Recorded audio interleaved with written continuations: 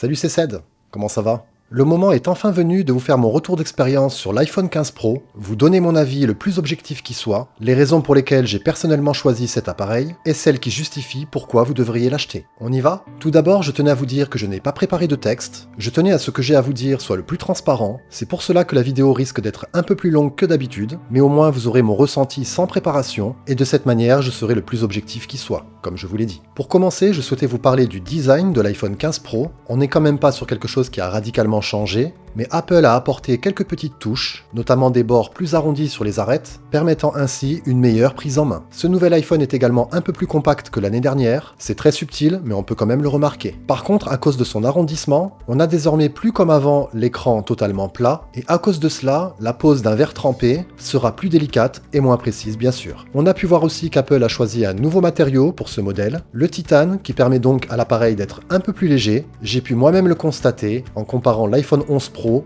avec ce dernier. Même si l'iPhone 11 Pro est légèrement plus compact que l'iPhone 15 Pro, ces deux appareils font presque le même poids, donc un bon choix de la part d'Apple. Par contre, on peut se poser des questions sur sa durabilité, car même si le titane offre de nombreuses qualités, ça a été prouvé, le nouvel iPhone 15 Pro est maintenant plus fragile. Donc ne faites pas comme beaucoup vous le suggèrent, d'utiliser votre iPhone sans coque pour mettre en valeur la nouvelle couleur titane naturelle, et optez pour sa protection si vous voulez contrer ce problème. C'est un conseil. À propos des couleurs, justement, l'iPhone 15 Pro est proposé en 4 couleurs différentes, donc titane naturel, cité précédemment. Vous l'avez également en noir, en bleu et en blanc. Au niveau des nouveautés concernant son design, il y a eu aussi l'apparition du nouveau bouton de raccourci, une très bonne chose, même si certains critiquent son positionnement, un peu trop en hauteur, j'ai pas trouvé cela dérangeant, car celui-ci remplace l'interrupteur qu'il y avait auparavant, et son emplacement me dérangeait pas plus que ça. Donc pour moi, aucun problème. Par contre, au contraire, cela apporte de nouvelles fonctionnalités, vous allez pouvoir maintenant configurer ce bouton comme vous le souhaitez, avec des propositions faites par Apple, ou sinon créer votre propre menu, comme je vous l'ai démontré dans une de mes vidéos, n'hésitez pas à aller la voir si vous voulez en savoir plus, et cela permet vraiment de personnaliser votre appareil, de lui apporter quelque chose de plus, rapidement, sans être obligé à chaque fois de déverrouiller son appareil et chercher l'application en question pour lancer ce que l'on veut. Je commence déjà à y prendre goût, et je suis sûr qu'à l'avenir, ce bouton deviendra indispensable, et compris pour la plupart. Un autre petit ressenti, pas une nouveauté, mais pour moi une découverte, Dynamic Island, une fonctionnalité que j'apprécie vraiment, et que je trouve utile malgré tout. Pareil, j'ai fait une vidéo sur le sujet, allez la voir si ça vous intéresse. Mais en gros, comme je le dis dans celle-ci, c'est un véritable petit multitâche qui vous permet encore de gagner du temps sur certaines tâches et avoir un œil sur celle-ci sans être encore une fois obligé d'être dans l'application en question. C'est sorti l'année dernière sur les modèles Pro et Apple a décidé aujourd'hui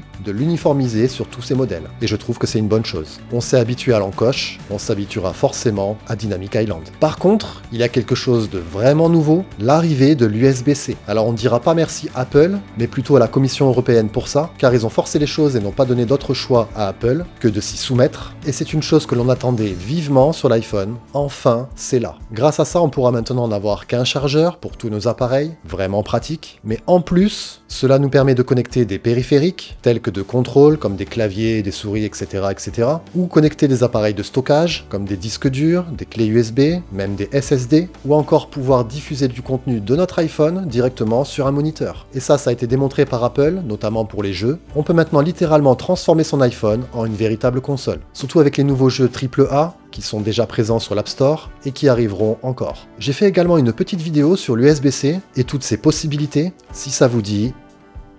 Le lien est en description, allez la voir après. Donc au niveau du design, j'ai fait un peu le tour, vous avez un peu mon ressenti sur ces nouveautés, ou découvertes pour moi, et franchement dans l'ensemble, je suis vraiment pas déçu. L'iPhone était un appareil d'excellence, et il continue de l'être. J'en viens maintenant à vous parler de sa puissance en général. Pour la première fois, l'iPhone 15 Pro est équipé d'une puce 3 nanomètres, c'est même une première dans un smartphone, et ce que l'on peut dire, c'est que la A17 Pro est vraiment très puissante. Comme je vous l'ai dit juste avant, grâce à celle-ci, l'iPhone maintenant supporte des jeux de console, et pas seulement des portages sur mobile, des vrais jeux de console, de PlayStation par exemple, avec des graphismes très bien définis et des performances adéquates pour les supporter. Je me suis essayé dernièrement un jeu qui était déjà présent sur l'App Store et que je joue sur l'iPad, Alien Isolation. J'ai connecté l'appareil sur mon téléviseur, associé une manette, et en jouant, j'ai même oublié que le jeu était installé sur un iPhone, pour vous dire que c'est vraiment bluffant. Après, je suis pas un grand adepte de jeux sur mobile, je voulais essayer, voir ce que ça donnait, et vraiment pas déçu encore une fois. Après, faut pas oublier que cette puce est vraiment puissante, surtout dans un si petit appareil, et on a pu voir beaucoup de commentaires, comme quoi l'iPhone chauffait, dans certaines applications par exemple. Personnellement, je n'ai pas eu ce problème, et pourtant je filme régulièrement avec, d'ailleurs toutes mes vidéos maintenant sont filmées avec l'iPhone 15 Pro. Apple a aussi sorti une mise à jour de depuis, ça a peut-être été résolu en partie grâce à cela, mais soyez conscient qu'avec une telle puissance, si on lui met dedans, il chauffera. Ça, c'est scientifique. Il n'y a pas de ventilateur dans un iPhone, et si vous faites des tâches lourdes et durables, il y a de grandes chances que l'appareil chauffera. Donc faut se ménager, en être conscient, et accepter qu'un si petit appareil peut avoir ses limites. Par contre, l'avantage avec une telle puissance, et la nouvelle puce intégrée, c'est qu'en investissant dans un tel appareil, on peut être tranquille sur plusieurs années. C'est un peu comme l'iPad, on commence à peine à voir arriver de nouvelles applications professionnelles, mais qui, à mon avis, n'utilisent pas toute la puissance proposée. Mais c'est toujours bien d'en avoir plus pour être tranquille dans la durée. Donc sur ce côté-là, vous pouvez être rassuré. Parlons d'un autre point que je souhaitais vous informer, l'autonomie. Comme vous avez dû faire, j'ai regardé plusieurs comparatifs sur YouTube notamment, avant mon achat plus précisément, et je dois vous dire que c'est pas quelque chose qui m'a convaincu. C'est sensiblement la même chose par rapport à l'année dernière, mais je le rappelle encore, avec la puissance ajoutée, les nouvelles fonctionnalités proposées par-ci par-là, le fait déjà de maintenir son autonomie est une réussite. Cela m'aurait plus contrarié de voir celle-ci en baisse, qu'elle se stabilise, c'est bien étudié. Après personnellement, du point de vue de mon expérience, l'autonomie de l'iPhone 15 Pro me convient parfaitement. Je tiens du matin jusqu'au soir sans le recharger, que ce soit pour toutes les tâches basiques ou même des fois les plus poussées. Après c'est sûr, si j'insiste, comme je vous l'ai dit tout à l'heure, jouer à un jeu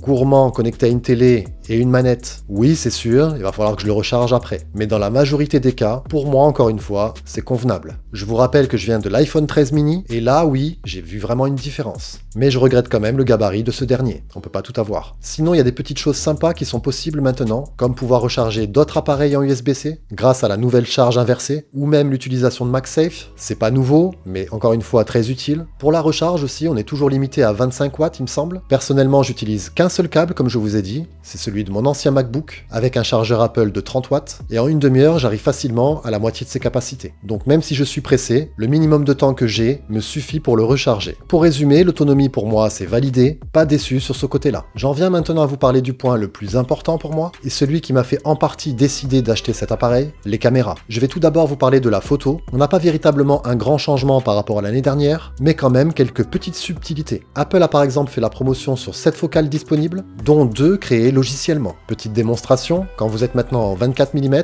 et que vous rappuyez une fois dessus, vous passez en 28 et une seconde fois, vous passez en 35. Et en faisant les comparatifs, on peut voir que c'est vraiment travaillé, que ce n'est pas juste un crop dans l'image, soit un agrandissement, mais il y a véritablement un traitement logiciel derrière pour optimiser l'image et son rendu. Je regrette juste que ce ne soit pas disponible dans la vidéo, étant plutôt vidéaste, car même si c'est une nouveauté très intéressante, personnellement, elle ne me sert pas, ou très peu. Il y a également de nouveaux formats, toujours en photo, HEIF Max, JPEG Max, RAW Max, des formats qui utiliseront toutes les compétences possibles, en conservant la définition de 48 mégapixels. Grâce à ça, vous obtiendrez de très bons clichés, de jour comme de nuit, et vous pourrez choisir l'un des différents formats selon la taille des fichiers que vous désirez, ou la potentielle correction que vous voulez apporter, en utilisant le RAW dans ce cas-là. L'intelligence artificielle permet aussi de nouvelles choses. Vous allez pouvoir maintenant faire des photos portrait, mais sans être dans le mode portrait, car celle-ci reconnaîtra le sujet, et après la captation de votre image, vous aurez les mêmes réglages que si vous auriez pris votre photo avec ce mode portrait. C'est pratique encore une fois, et bien pensé. Après pour la qualité d'image, c'est assez subjectif, mais dans l'ensemble les résultats sont très bons, le mode nuit est efficace, encore de petites lacunes avec l'ultra grand angle, mais c'est quand même très convenable, je dois le dire. Après je suis pas photographe, mais dans mon cas, ça me suffit largement. Par contre, là où Apple a fait vraiment un bond en avant, c'est en vidéo. L'iPhone était déjà un appareil très réputé dans ce domaine, mais avec l'iPhone 15 Pro, là il surclasse tous ses concurrents. On avait le droit déjà au ProRes, depuis l'iPhone 13 Pro je crois, mais aujourd'hui Apple va plus loin en proposant du ProRes Log, un codec associé à un profil d'image qui rend l'iPhone encore meilleur dans ce domaine.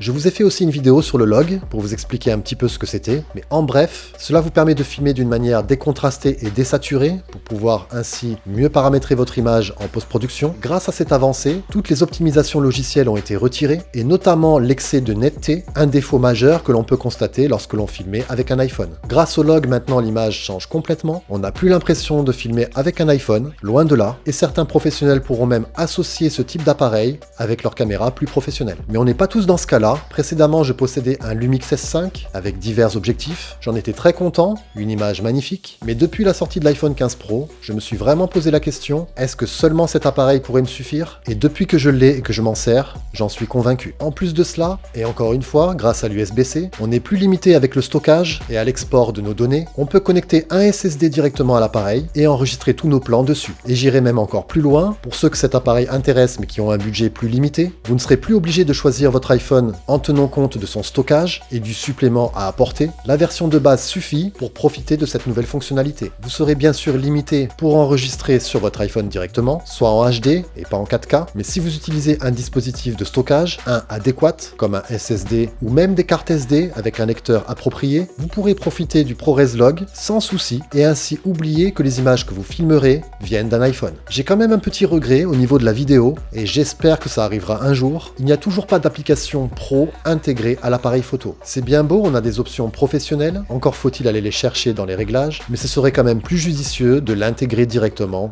dans l'application. Pouvoir régler ses ISO, sa balance des blancs, ou même avoir les framerates européens. Il manque encore des petites choses pour que ce soit parfait. J'en viens naturellement à ma conclusion. Pour moi, l'iPhone 15 Pro est un super appareil, je ne dénie pas. On n'a pas forcément une grosse évolution par rapport au modèle précédent, mais il faut comprendre que l'évolution de l'iPhone se fait sur plusieurs générations. Cela se fait par parcimonie, mais ça reste toujours bénéfique. C'est un peu comme les voitures, et là je reprends l'argument de Marcus Brownlee. D'un modèle, d'une année à une autre, il n'y a pas forcément de grands changements, le design change peu de puissance ajoutée, etc., etc. Mais sur une décennie, on peut vraiment voir le gap accompli. Donc si vous venez de modèles antérieurs, 14 Pro, 13 Pro, voire même 12 Pro, c'est pas forcément utile de changer, mais posez-vous d'abord la question de savoir si vous en avez besoin. Et là, je vais vous aider, car pour moi, il y a 3 raisons de l'acheter. La première, pour l'USB-C. La seconde, c'est si vous êtes un joueur mobile. Et la dernière, c'est la vidéo. Ça a été pour moi l'argument de choix, car je suis vidéaste, je crée du contenu, et j'avais besoin de cet outil, qui est à la fois simple à utiliser, et me permet de créer mon contenu rapidement, sans me soucier de divers réglages, mais il faut que vous voyez vous où vous vous situez. Si vous êtes dans l'un de ces 3 cas, pour moi, ça peut être un argument pour changer. En espérant vous avoir aidé, si vous vous posez des questions sur l'iPhone 15 Pro, il y a eu beaucoup de reviews de fait sur cet iPhone. Moi, je voulais prendre mon temps, ne pas être dans la hype, et aussi avoir un peu de vécu avec cet appareil pour pouvoir vous en parler le plus sincèrement possible. En tout cas, je ne regrette aucunement mon investissement, car pour moi c'en est un, c'est pas seulement qu'un smartphone, c'est un outil de travail, à vous de voir comment vous le considérez, et partant de là, vous ferez le bon choix. Comme d'hab, je vous mets quelques liens en description pour l'iPhone, et aussi quelques accessoires que j'utilise. Sur ce, j'espère que la vidéo vous a plu, n'hésitez pas à mettre un like si c'est le cas, à vous abonner à la chaîne si vous ne l'êtes pas, ça fait toujours plaisir, et moi je vous dis à très vite. Bye.